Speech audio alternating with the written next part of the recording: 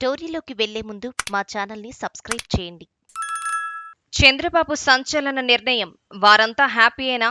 ఏపీలో ఇళ్ల నిర్మాణం విషయంలో ప్రభుత్వాలు ఇచ్చే హామీలు పాలనలో అయితే కనిపించడం లేదని అంతా ఆవేదన వ్యక్తం చేస్తున్న సంగతి తెలిసిందే. 31 లక్షల ఇళ్ల పట్టాలు ఇచ్చామని చెప్పుకున్న వైసీపీ ప్రభుత్వం అందులో ఎన్ని ఇళ్లు నిర్మించింది అన్నది ఆలోచించాల్సిందే. పైగా ఇళ్ల పట్టాలు ఇచ్చిన చోట మౌలిక సదుపాయాలు కల్పించలేదని విమర్శలు ఉన్నాయి. చూస్తుండగానే పుణ్యకాలం గడిచిపోయి వైసీపీ గద్దె దిగింది. అప్పట్లో వైసీపీ ప్రభుత్వం అర్బన్లో సెంటున్నర భూమి, రూరల్లో సెంటు భూమిని ఇళ్ల పట్టాలుగా ఇస్తే దానిని టీడీపీ విమర్శించింది. తాము అధికారంలోకి వస్తే 3 సెంట్ల స్థలాన్ని ప్రతి పేద కుటుంబానికి ఇస్తామని చెప్పింది.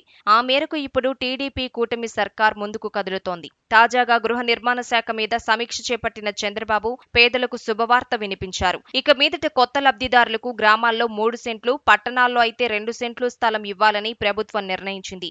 గత ప్రభుత్వం ఇళ్ల పట్టాల కోసం భూసేకరణ జరిపి లేఅవుట్లు వేయని స్థలాల్లోనూ పేదలకు 3 సెంట్ల ఇళ్ల స్థలం ఇవ్వాలని నిర్ణయించింది. అంతేకాదు హైదరాబాద్లోని సంజీవ్ రెడ్డి నగర్, కూకట్పల్లి హౌసింగ్ బోర్డు తరహాల్లో కేంద్ర పథకాల ఆసరాతో మధ్యతరగతి, దిగువ మధ్యతరగతి వర్గాలకు మరియు జర్నలిస్టులకు సరసమైన ధరలకే ఇళ్లను నిర్మించాలని కూడా చంద్రబాబు ప్రభుత్వం ఆలోచిస్తోంది. రానున్న 100 రోజుల్లో 1.25 లక్షల గృహాలు, ఏడాదిలో 8.25 లక్షల గృహ నిర్మాణాలు పూర్తి చేయాలనే లక్ష్యాన్ని నిర్దేశించడం జరిగిందని, ఈ మేరకు ముఖ్యమంత్రి చంద్రబాబు కీలక నిర్ణయం తీసుకున్నారని గృహ నిర్మాణ శాఖ మంత్రి పార్థసారథి మీడియాకు తెలిపారు.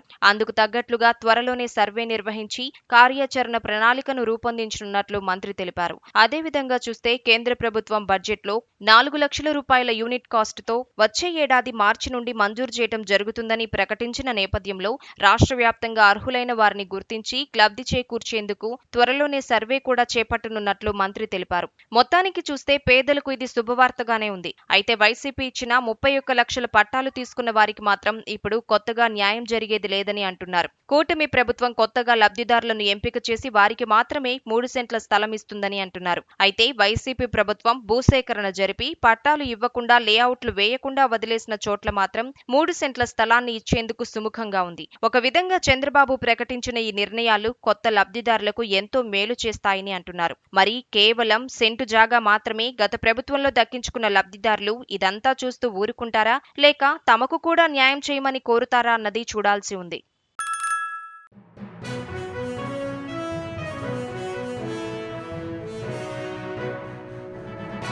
మీ ఊరికి సంబంధించిన సమస్యలను, ఇతర వార్తలను 9440486321 నెంబర్కు వాట్సాప్ ద్వారా వీడియోలను పంపగలరు. వాటిని మా తెలుగు టీవీలో ప్రసారం చేయటం జరుగుతుంది. మెరుగైన సమాజం కోసం మీతో మేము అడుగులు వేస్తాం.